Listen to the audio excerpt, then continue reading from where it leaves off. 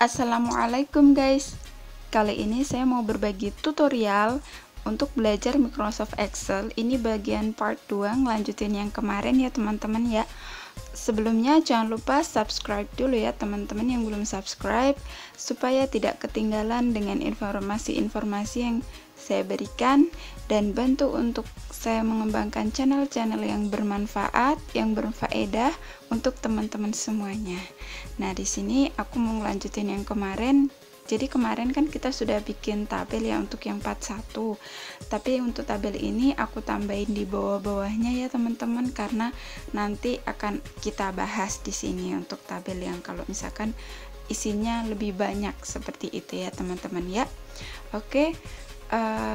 Untuk nama-namanya dan alamatnya ini saya tambahin sembarang karena ini cuma buat sampel aja ya teman-teman ya. Oke, nah aku juga terima kasih buat teman-teman yang sudah subscribe. Oke, langsung aja ya teman-teman. Di sini aku akan ngebahas tentang fungsi-fungsi dari Excel yang biasa kita gunakan. Jadi di sini gimana caranya untuk pertama menambah baris ya. Untuk menambah baris sendiri ini bisa kita lakukan dengan cara ngeblok barisnya, kemudian kita klik insert. Nah, seperti ini ya teman-teman. Atau teman-teman bisa lakukan dengan cara klik kanan. Oke, maaf ini aku lebarin. Nah, dengan cara klik kanan, kemudian pilih insert ya teman-teman ya. Nah, ini sama aja kita pakai klik button atau pakai klik kanan. Nah, untuk menambah kolom juga sama ya teman-teman, kita blok di kolomnya itu, kemudian klik kanan atau pakai buttonnya yang ada di atas. Untuk hapus juga sama ya teman-teman, kita blok kemudian kita klik delete, atau bisa juga dengan klik kanan kemudian kita pilih delete, seperti itu ya teman-teman ya. Sama dengan baris juga, kalau misalnya kita mau menghapus lebih dari satu, bisa kita blok dulu kemudian klik icon delete, seperti itu. Kemudian yang selanjutnya ya teman-teman, kalau misalkan kita mau menambah currency gitu ya, menambah angka di sini, misalkan di sini ada, aku tambahin gaji ya teman-teman ya, gaji, kemudian ini aku sesuaikan dengan yang lainnya, aku tebelin. Kemudian ini contohnya gajinya 2.500.000 aja ya teman-teman ya, standar orang Semarang. Nah, kemudian ini di sini kan nggak ada RP-nya ya teman-teman ya. Nah, ini caranya adalah kita ketikkan yang currency ini, klik yang ini ya teman-teman. Nah, ini akan otomatis keluar. Kemudian kalau dolar juga bisa kita pilih, tapi ini kita pakai rupiah aja ya teman-teman ya.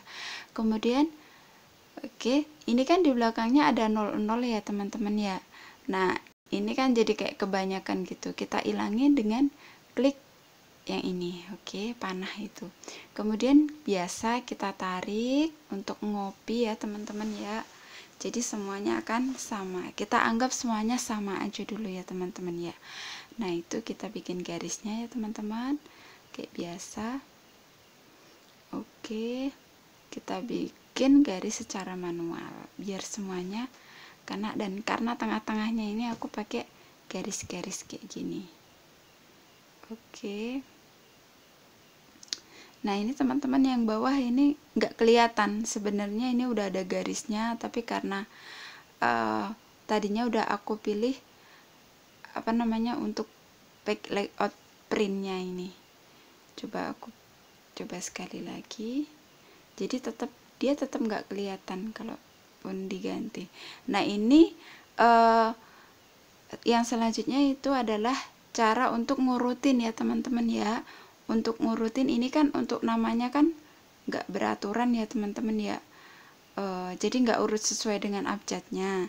Jadi untuk ngurutin namanya ini bisa kita blok, kemudian kita klik data yang di atas, kita pilih opsi data, kemudian pilih A sampai Z, start A to Z ini. Nah, dia akan otomatis akan urut ya teman-teman ya. Dan untuk usia sendiri yang belakangnya itu akan menyesuaikan yang depan. Ini biasanya digunakan kalau misalkan kita bikin data karyawan gitu ya teman-teman ya. Ini kan biasanya sesuai dengan abjadnya. Data absensi sekolah seringnya. Kalau data karyawan kadang-kadang sesuai dengan masuknya ya teman-teman ya. Nah, kemudian untuk selanjutnya adalah menu-menu insert. Jadi di sini yang aku jelasin itu yang sering kita gunakan ya teman-teman ya. Ini insert picture, ini untuk menambah gambar. Ya, untuk menambah gambar, klik insert, kemudian klik picture. Nah, di sini akan masuk ya. Ini gambarnya akan gede banget karena yang aku pilih gambarnya yang gede. Tapi kalau misalkan teman-teman ngambil gambar seperti logo, dia akan keluar agak kecil. Tinggal kita ngecilin dengan cara tarik-tarik pojoknya seperti ini ya teman-teman ya. Nah, oke. Selanjutnya, nah kita kecilin pakai yang bawah ini. Ini buat besar atau kecilin selnya gitu. Oke. Kalau mau mindah tinggal tahan gambarnya, kemudian kita bisa tarik-tarik. Oke, aku delete ya teman-teman ya, ini contoh aja. Kemudian untuk shapes, nah teman-teman klik insert, kemudian shapes. Shapes ini biasa digunakan untuk membuat garis-garis atau membuat chart, atau terserah teman-teman. Kalau biasanya digunakan untuk membuat diagram alir atau diagram apa aja ya teman-teman ya. Nah, ini aku contoh pakai yang tanda panah. Jadi tinggal tarik-tarik seperti ini. Untuk besar kecilnya, ini contohnya aku taruh di sini ya teman-teman ya.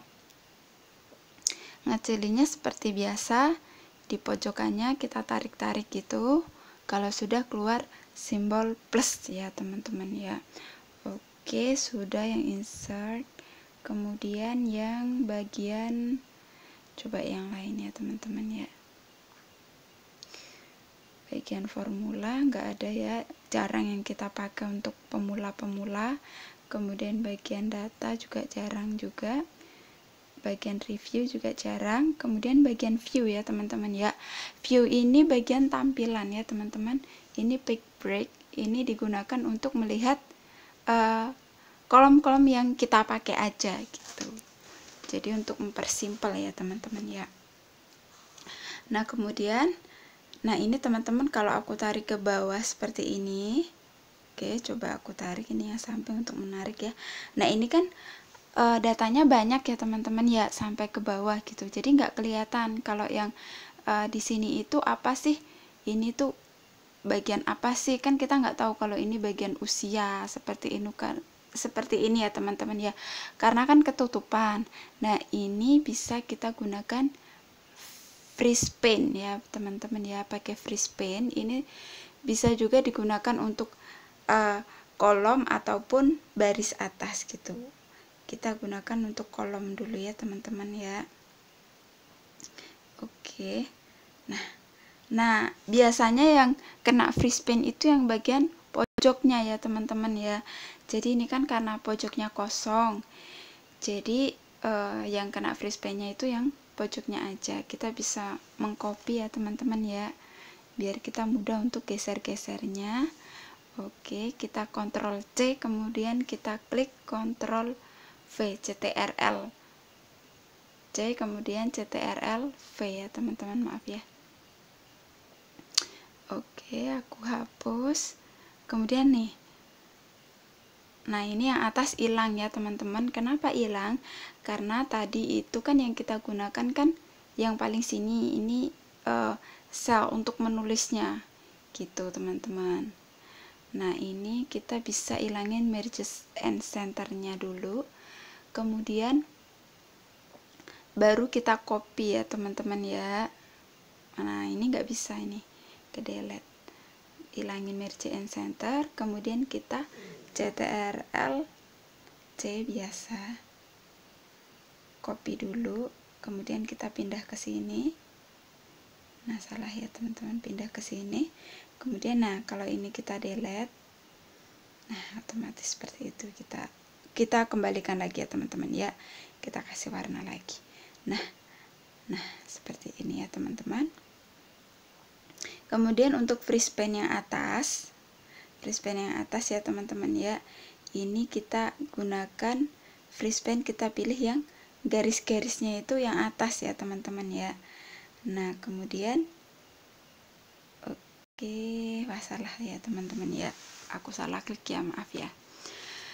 Kemudian selanjutnya ini kita bisa tambah baris biasa, kita insert, kemudian kita copy, pindah ke atas. Ini garis yang kelihatan ya teman-teman ya, ada garis kayak agak nggak terlalu jelas, tapi di situ ada garis, itu pembatas ya teman-teman ya, antara freespan dengan garis Excelnya yang seperti biasa teman-teman. Oke, kita CTRL C, kemudian kita CTRL V. Nah, ini untuk sisa-sisa kolomnya ini, sisa-sisa baris ini bisa kita delete. Nah, seperti itu. Kalau misalkan kita tarik ke bawah teman-teman, oke, aku coba ya. Nah, jadi untuk nomor, nama, daftar karyawan, ini dia nggak akan bergeser-geser gitu. Jadi untuk yang bergeser cuma isinya aja ya. Oke, nah ini untuk mempermudah teman-teman. Oke, sekarang kita, kalau kita print ya teman-teman ya, nah ini dia untuk yang nggak kepake ini ikut ke print ya teman-teman ya, ikut mau ke print. Jadi caranya adalah dengan cara kita pakai page layout gitu ya teman-teman ya, kita blok semuanya ya teman-teman ya, kemudian baru kita pilih page layout ya, kita page layout, kita pilih print area. Oke, kita pilih print area, set print area ya teman-teman ya. Oke, kemudian kita CTRL-P ya, CTRL-P. Nah, ini dia hanya yang kita butuhkan aja. Oke, jadi seperti itu ya teman-teman ya. Kalau misalkan pakai Microsoft Excel itu, kalau misalkan kita bikin data banyak atau ada data-data yang nggak perlu, itu kita mau ngeprint dia akan ikut gitu. Kemudian kita setting margin, kita pilih back setup, kemudian marginnya kita sesuaikan ya teman-teman ya. Top untuk atas, left untuk kanan, right kiri, kemudian button untuk bawahnya, seperti itu teman-teman. Coba kita ini buat contoh aja, kita isi sembarang ya teman-teman. Nah, jadi dia akan berubah sesuai dengan yang kita inginkan ya teman-teman ya. Oke, kemudian kita bisa setting kertas. Untuk di sini untuk setting kertas ya teman-teman ya, kita untuk bisa A3 atau F4 atau terserah teman-teman, sesuai dengan kertas yang kita ingin gunakan untuk print. Nah, seperti itu ya teman-teman ya. Oke, ini aku pilih sembarang aja ya. Kemudian untuk printnya sendiri aku pilih PDF ya teman-teman ya, karena nggak ada printernya. Aku coba pilih PDF. Nah, ini oke, aku pilih PDF, print PDF untuk printernya. Kemudian kita kasih nama. Oke, klik OK. Kemudian kita tunggu dia loading ya teman-teman. Nah, teman-teman ya. Oke, kita pakai Nitro Pro ini. Kemudian kita buka ya teman-teman ya. Dia akan print, tapi printnya dalam bentuk PDF seperti itu. Atau kalau misalkan teman-teman ada printer, bisa langsung di print pakai printer. Tinggal sesuaiin aja dengan printernya, kita pilih yang apa gitu ya teman-teman ya. Jadi seperti ini. Nah, oke. Ini aku keluarin. Nah, seperti ini ya, hasilnya seperti kita ingin ngeprint ya teman-teman ya. Oke, tapi bentuknya file ini. Nah, oke teman-teman, terima kasih banyak ya teman-teman ya. Pokoknya jangan lupa komen di bawah kalau misalkan teman-teman mau request apa, mau dibikinin atau ada pertanyaan seputar Excel, teman-teman bisa komen di bawah, nanti aku akan bantu untuk jawab. Terima kasih banyak teman-teman. Wassalamualaikum warahmatullahi wabarakatuh.